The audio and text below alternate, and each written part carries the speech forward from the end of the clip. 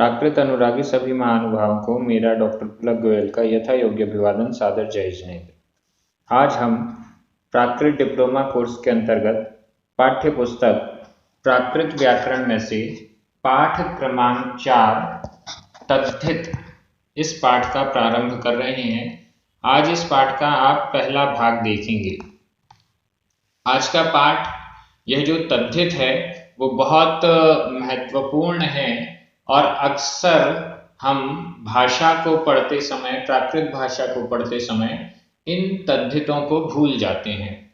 कृदंत तो आपने पढ़े हैं, अनेक प्रकार के कृदंत पढ़े हैं, लेकिन तद्धित भी अनेक प्रकार के होते हैं। कृदंत और तद्धित में क्या अंतर है, दोनों का प्रयोग अलग अलग किस प्रकार से होता है, ये सब हम इस पाठ के द्वारा सीखेंगे। चलिए पाठ प्रारंभ करते हैं। पाठ क्रमांक 4 तद्धित। क्रियाओं को छोड़कर, तद्धित की परिभाषा देखिएगा। क्रियाओं को छोड़कर संज्ञा, सर्वनाम, विशेषण आदि में जो प्रत्यय शब्द से जुड़कर विभिन्न अर्थों में प्रयोग किए जाते हैं, उन प्रत्ययों को तद्धित प्रत्यय कहते हैं। कृदंत क्या कहलाते थे? कृदंत तो क्रियाओं में जुड़ते हैं, लेकिन तद्धित ये क्रियाओं में नहीं जुड़ते हैं, संज्ञा, सर्वनाम आदि विशेषणों में ये जुड़ते हैं, उनको हम तद्धित कहते हैं। तो कृदंत और तद्धित का अंतर आपको स्पष्ट हो रहा होगा। ये क्रिया और बिना क्रिया, कृदंत क्रियाओं से जुड़ते हैं, तद्धित क्रियाओं से नहीं जुड़ते हैं, शेष संज्ञा, सर्वनाम आदि से जुड़ते हैं। तद्धित प्रत्यय क्रिया में नहीं जोड़े जा सकते हैं। केर, एचय, इल्ल, उल्ल आदि तद्धित प्रत्यय हैं। इन प्रत्ययों के लगाने से जो शब्द बनते हैं उन्हें तद्धित कहते हैं। ये सब प्रत्यय अलग अलग अर्थ में हैं, इन सब को हम देखेंगे। यहाँ पुस्तक में, इस पाठ में आपको अलग अलग प्रकार के 15 तद्धितों को सिखाया जाएगा। कौन कौन सा तद्धित किस अर्थ में प्रयोग में आता है, वह विशेषण के रूप में काम आता है या कैसा उसका प्रयोग होता है, ये सब हमें इस पाठ में देखने को मिलेगा। सबसे पहला तद्धित यहाँ पर जो आपके सामने है, केर। केर प्रत्यय, यह हेमचंद्र प्राकृत व्याकरण में अध्याय क्रमांक 2 पर सूत्र क्रमांक 147 पर है। 2/147। आगे भी इसी प्रकार से सूत्र बताते जाएंगे कि इन सूत्रों के अनुसार यह प्रत्यय इस अर्थ में प्रयोग होता है।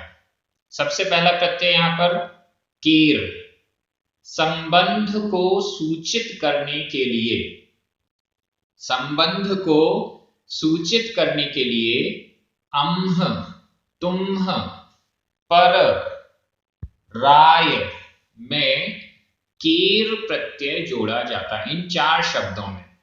जैसे संबंध मतलब षष्ठी विभक्ति, अम्ह मैं, अब मैं की षष्ठी विभक्ति मेरा या हमारा, तुम्ह तुम, तेरा या तुम्हारा, पर दूसरे का, राय राजा का। इन अर्थों में संबंध को सूचित करने के लिए केर प्रत्यय जोड़ता है। अब इसका उदाहरण देख लीजिए। अम्ह प्लस केर, अम्ह प्लस केर, केर प्रत्यय जोड़ दिया तो बन गया अम्ह केर। ये विशेषण है। विशेषण का मतलब ये हुआ कि हम जो विशेष्य है उस विशेष्य के अनुसार इसका पुल्लिंग, स्त्रीलिंग और नपुंसक लिंग में प्रयोग कर सकते हैं। विशेषता के विशेष्य के अनुसार ही इसका वाक्य में प्रयोग किया जा सकता है। तो अम्ह केर ये विशेषण है। अब इसका पुल्लिंग में हम प्रयोग कर रहे हैं अम्ह केरो पुत्तो, अम्ह केरो, अम्ह केरो, अम्ह केरो मेरा, अम्ह केरो का अर्थ हुआ मेरा, पुत्तो पुत्र, अम्ह केरम वत्थम मेरा वस्त्र, ये नपुंसक लिंग में हो गया, और अम्ह केरी पुत्री मेरी पुत्री, यह स्त्रीलिंग में हो गया। अम्ह केरा पुत्ता हमारे पुत्र, यह बहुवचन में बता रहे हैं। अम्ह केरा पुत्ता यह प्रथमा का बहुवचन हो गया। अम्ह केरा हमारे पुत्ता पुत्र आदि। तो इससे आपको एकदम क्लियर हो रहा होगा। सबसे पहली बात आपको क्लियर हुई कि ये जो केर है यह संबंधक विभक्ति यानी षष्ठी विभक्ति के लिए प्रयोग में आता है। अब अम्ह प्लस केर ये विशेषण बन गया। इस विशेषण का प्रयोग हम विशेष्य के अनुसार करेंगे। जैसे पुत्तो, यह पुल्लिंग में प्रथमा का एक वचन है तो बन गया अम्ह केरो पुत्तो मेरा पुत्र। अब इसको ही हम द्वितीया में मेरे पुत्र को, तो अम्ह केरम पुत्तम मेरे पुत्र के द्वारा, अम्ह केरेण पुत्तेण मेरे पुत्र के लिए, सारी विभक्तियां लगाते जाएं तो अम्ह केर में भी वही विभक्ति लगती जाएगी, क्योंकि ये विशेषण का प्रयोग यहां पर हो रहा है। इसी प्रकार से आपको आगे भी समझना होगा, आगे भी जितने भी तद्धित बनेंगे वो विशेषण के रूप में होंगे। कुछ तद्धित तो ऐसे हैं जो अव्यय ही हो जाते हैं। अगर अव्यय हो गया है उसमें तो विभक्ति का परिवर्तन नहीं होगा, लेकिन अव्यय नहीं है तो वे सब विशेषण के रूप में काम आते हैं। चलिए आगे चलते हैं। दूसरा शब्द है तुम्ह प्लस केर, तुम्ह केर ये विशेषण हो गया। तुम्ह यानी तुम, केर यानी षष्ठी विभक्ति तो तुम्हारा, तुम्ह केर। अब इसको पुल्लिंग में तुम्ह केरो पुत्तो तेरा पुत्र, तुम्ह केरम वत्थम तेरा वस्त्र, तुम्ह केरी पुत्री तेरी पुत्री, तुम्ह केरा पुत्ता तुम्हारे पुत्र आदि।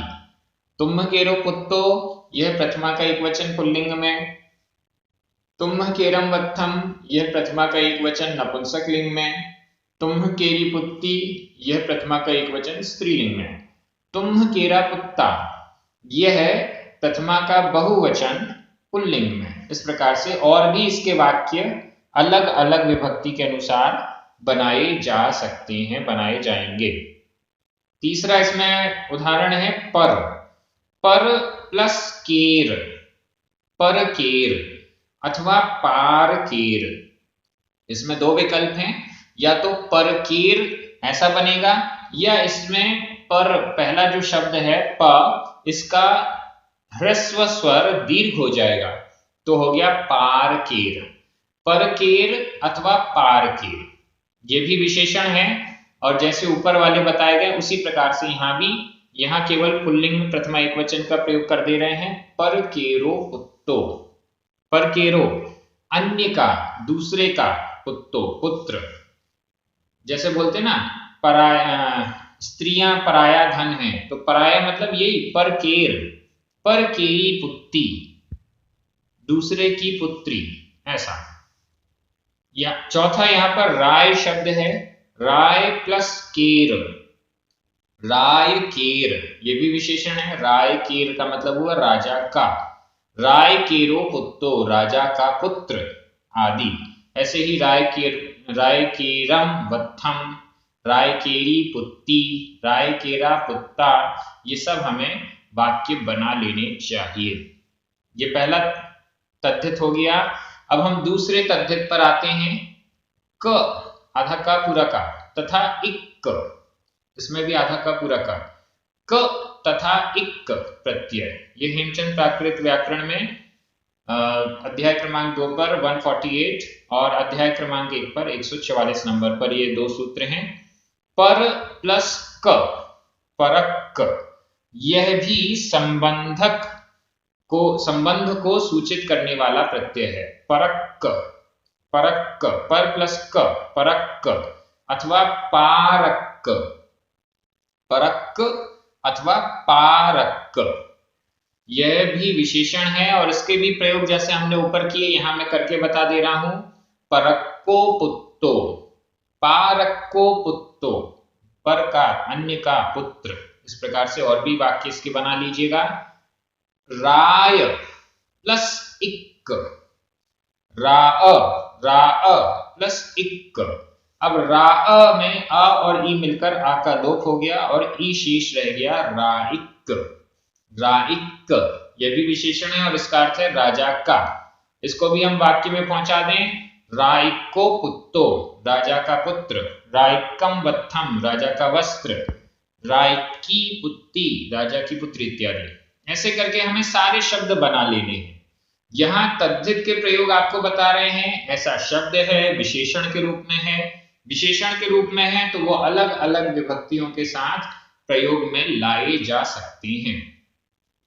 तीसरा यहां पर एक और दे रहे हैं, एच्चय।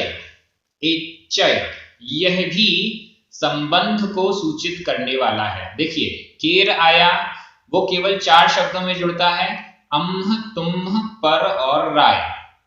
2 प्रत्यय और आए, क और इक, ये केवल 2 जगह जुड़ रहे हैं। क प्रत्यय जुड़ रहा है पर के साथ और इक प्रत्यय जुड़ रहा है रा के साथ। अब तीसरा एक और प्रत्यय आया, एच्चय। एच्चय, एच्चय प्रत्यय, यह भी हेमचंद प्राकृत व्याकरण के अनुसार है। एच्चय प्रत्यय भी तुम्ह और अम्ह इनके साथ जुड़ता है। तुम्ह प्लस एच्चय, तुम्हेच्चय। ह में छोटा आ, एच्चय का ए, आ और ए मिलकर आ का लोप हो गया, ए रह गया। तुम्हेच्चय। और अम्ह प्लस एच्चय, यहां भी ह में अ, इच्चय का ए दोनों मिलकर आ का लोप हुआ, ए रह गया। अम्हिच्चय, तुम्हिच्चय, अम्हिच्चय, ये दोनों विशेषण हैं। इनको हम पुल्लिंग में देखते हैं। तुम्हिच्चयो पुत्तो, तुम्हारा पुत्र। अम्हिच्चयो पुत्तो, मेरा पुत्र। तुम्हिच्चयम वत्थम, तुम्हारा वस्त्र। अम्हिच्चयम वत्थम, मेरा वस्त्र। इस प्रकार से इसके वाक्य बन जाएंगे। बेहद सरल है। नोट, संबंध सूचक भाव को बताने के लिए प्राकृत में 2 ढंग हैं। 2 प्रकार से हम संबंध को बताते हैं। पहला प्रकार तो है कि हम सीधे सीधे षष्ठी विभक्ति का प्रयोग कर देते हैं और दूसरा प्रयोग है कि हम तद्धित का, इनका कीर, क, इक, एच्चय, इन प्रत्ययों का प्रयोग करते हैं। तो यहाँ पर 4 वाक्य अलग अलग प्रकार से बनाए जा रहे हैं जिससे आपको ये दोनों पद्धति समझ में आ जाए। पहला, मेरा पुत्र सुख चाहता है। अब मेरा, इसमें हम षष्ठी विभक्ति का भी प्रयोग कर सकते हैं और तद्धित का भी प्रयोग कर सकते हैं। क और ख। क में देखिएगा सबसे पहले, मम पुत्तो सोखम इच्छई आदि। सुख चाहता है, सोखम इच्छई, मेरा पुत्र। मम पुत्तो, अब मम में तो षष्ठी विभक्ति का एक वचन है और पुत्तो यह प्रथमा विभक्ति का एक वचन है। पुत्र सुख चाहता है, पुत्तो सोखम इच्छई, ये नॉर्मल वाक्य बन गया। मेरा पुत्र, तो मम यह षष्ठी विभक्ति का एक वचन हो गया। अब इसको ही हम तद्धित से बना रहे हैं। अम्ह केरो अम्हिच्चयो पुत्तो सोखम इच्छई आदि। अम्ह केरो अम्हिच्चयो, ये तद्धित का प्रयोग हो गया और इन तद्धित क्योंकि ये विशेषण हैं तो पुत्तों के अनुसार चलेंगे। पुत्तों में प्रथमा का एक वचन था, इसलिए अम्ह केरो और अम्हिच्चयो इन दोनों में भी प्रथमा का एक वचन है। इस दृष्टि से अम्ह केरो पुत्तो सोखमिच्छई, अम्हिच्चयो पुत्तो सोखमिच्छई। जब ऊपर षष्ठी विभक्ति का प्रयोग हुआ तो मम, जिस षष्ठी विभक्ति का एक वचन है, लेकिन जब हमने तद्धित का प्रयोग किया अम्ह केरो या अम्हिच्चयो तो यह प्रथमा का एक वचन है क्योंकि ये अपने विशेष्य के अनुसार है। विशेष्य यहाँ पर पुत्तो प्रथमा एक वचन है, इसलिए यहाँ पर 6/1 और 1/1 आपको क्लियर दिख रहा है, समझ में आ रहा है। दूसरा वाक्य, तुम्हारा पोता घर जाता है। तुम्हारा पोता, पोता घर जाता है, पोता, पोत्तो घरम गच्छई आदि, ये मेन सेंटेंस है। पोत्तो घरम गच्छई। तुम्हारा षष्ठी विभक्ति हम जोड़ते हैं तो तुह, तुह पोत्तो घरम गच्छई। और इसकी जगह यदि हम तद्धित का प्रयोग करते हैं, तुम्हकेरो तुम्हिच्चयो पोत्तो घरम गच्छई। तुम्हकेरो केर प्रत्यय के साथ, तुम्हिच्चयो इच्चय प्रत्यय के साथ, ये बन गया तुम्हकेरो तुम्हिच्चयो पोत्तो घरम गच्छई। अब तो आपको काफी कुछ प्राकृत समझ में आती है, इस दृष्टि से आपको बहुत सरल लग रहा होगा। तीसरा वाक्य, राजा का पुत्र राम को प्रणाम करता है। पुत्र राम को प्रणाम करता है, पुत्तो रामम पड़मई आदि। राजा का, अब राजा का तो राजा में हम षष्ठी विभक्ति लगा दें या फिर राजा में हम तद्धित का प्रयोग करें। दो हमारे पास ऑप्शन है। पहला ऑप्शन षष्ठी विभक्ति लगाने का, राइनो पुत्तो रामम पड़मई। राइनो यह षष्ठी विभक्ति का एक वचन है और पुत्तो इसमें प्रथमा का एक वचन है। दूसरा वाक्य, राइको या रायकेर, केर भी हम जोड़ सकते थे यहां पर। रायकेरो राइको पुत्तो रामम पड़मई। पुत्तो के अनुसार रायकेरो यह भी प्रथमा का एक वचन हो जाएगा और राइको यह भी प्रथमा का एक वचन हो जाएगा। राजा का पुत्र राम को प्रणाम करता है। चौथा वाक्य और देख लीजिए, पर का सुख मेरा सुख है। पर का सुख, परस्य सुहम, पर का यह षष्ठी विभक्ति का प्रयोग हुआ। परस्य सुहम मम सुहम अत्थि आदि। अब इसी की जगह, परस्य की जगह हम तद्धित का प्रयोग कर देते हैं तो केर और क इनको जोड़ देते हैं। पर केरम, पार केरम, परक्कम, पारक्कम, सुहम मम सुहम अत्थि। परकेरम, पारकेरम, परक्कम, पारक्कम, ये सभी प्रथमा के एक वचन नपुंसक लिंग में है क्योंकि सुहम के विशेषण है। सुहम भी प्रथमा एक वचन नपुंसक लिंग में है। इस दृष्टि से परकेरम, पारकेरम ये केर प्रत्यय वाले हो गए। परक्कम, पारक्कम ये क प्रत्यय वाले हो गए। पर का सुख मम सुहमति मेरा सुख है इत्यादि। इस प्रकार से आज का यह पाठ हम यहीं कंप्लीट करते हैं, आज का यह भाग। इसके आगे पूरे 15 हैं, 3 अभी हमने कंप्लीट किए हैं। आगे के भागों में आपको और भी बहुत सारे अन्य अर्थ वाले तद्धित के प्रत्यय सीखने को मिलेंगे जो कि आपको प्राकृत के साहित्य में, प्राकृत के लिटरेचर में आपको देखने को मिलते हैं, समझने को मिलते हैं। कई बार कई छात्र मुझसे पूछते हैं कि ये कैसे विशेषण विशेष्य क्या होता है। कई लोग इस विशेषण विशेष्य में गलती करते हैं। विशेषण में जो विभक्ति है, विशेष्य में जो विभक्ति है, वही विभक्ति विशेषण में होनी चाहिए, ये आपको याद रखना है। आज के पाठ से होमवर्क में आपको ये जो आपने प्रत्यय सीखे हैं केर, क, इक और इच्चय, इनका आपको वाक्यों में प्रयोग करना है। चलिए, आप सभी बहुत अच्छे से अध्ययन कर रहे हैं। आगे के पाठ भी आप इसी प्रकार से इस YouTube चैनल पर देखते जाएंगे। सभी को बहुत बहुत धन्यवाद। जय जिनेंद्र। हमारे जो पुण्यार्चक जिनके निमित्त से ये कार्य YouTube पर परमानेंट हो रहा है, प्राकृत ऐप पर परमानेंट हो रहा है, उनको बहुत बहुत धन्यवाद।